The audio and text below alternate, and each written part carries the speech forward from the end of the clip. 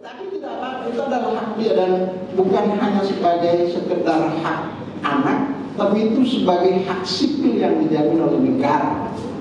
Hak untuk mendapatkan identitas dan hak untuk mendapatkan pengakuan dari negara dengan apa? Dapatkan akta kelahiran. Kami mendapat.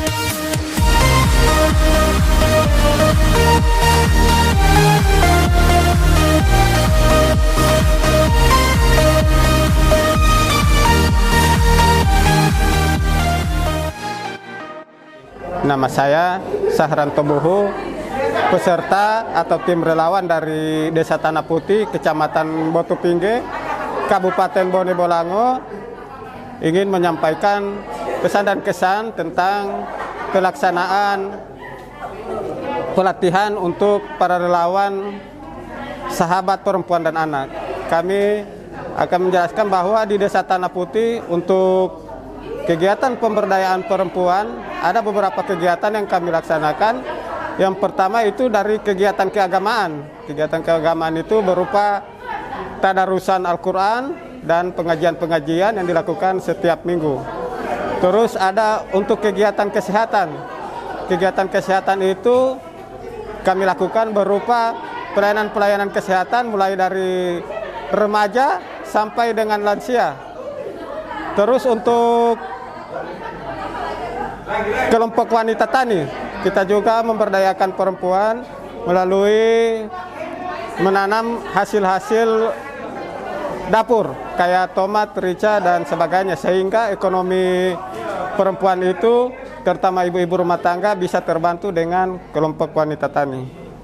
Terus untuk kegiatan perlindungan anak, kami selalu memberikan sosialisasi kepada terutama orang tua agar dapat menjaga anak-anaknya baik dalam bermain maupun bergaul dengan teman-temannya, sehingga tidak akan terjadi hal-hal yang tidak diinginkan seperti perkelahian atau terjadi pelecehan seksual terhadap anak yang sekarang marak di Bone Bolango, terutama di desa kami.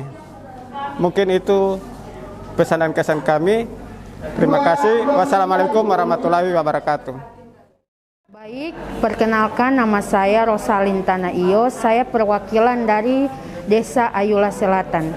Kesan dan pesan saya mengikuti kegiatan ini yaitu yang pertama, kegiatan ini sangat bermanfaat bagi kami, tidak hanya untuk perempuan dan tapi juga laki-laki. Karena dalam kegiatan ini kami mendapatkan ilmu yang sangat banyak dan sangat bermanfaat mengenai bagaimana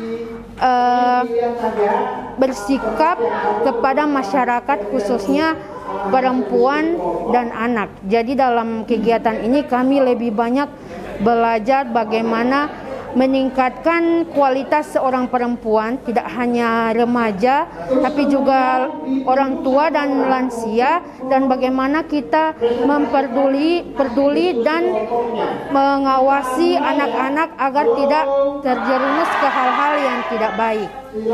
Dan saya mengikuti kegiatan ini awalnya ditawarkan oleh kepala desa, akan tetapi saya sangat semangat mengikuti kegiatan ini karena saya tahu dengan mengikuti kegiatan ini ilmu saya mengenai ilmu tentang perempuan dan bagaimana melindungi anak itu akan bertambah sangat banyak. Seperti yang kita ketahui sekarang ini, bahwa banyak sekali kekerasan-kekerasan yang terjadi kepada perempuan, khususnya kepada anak, seperti kekerasan seksual, ada juga kekerasan verbal kepada perempuan, dan kekerasan fisik. Jadi dengan belajar dari kegiatan ini, kita bisa meminimalisir kekerasan-kekerasan tersebut yang terjadi di sekitar kita. Terima kasih.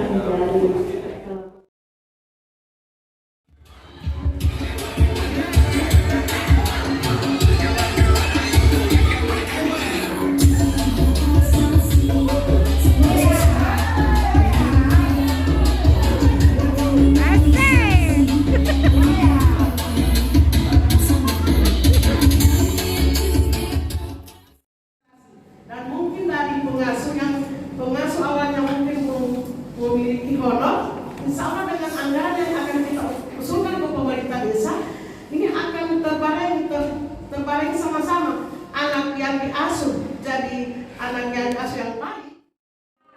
DPR, mana ketua DPR? Pak Ketua, yang orang tuntut cuma apa? Stop kekerasan kepada anak, itu yang pertama. Kemudian yang kedua,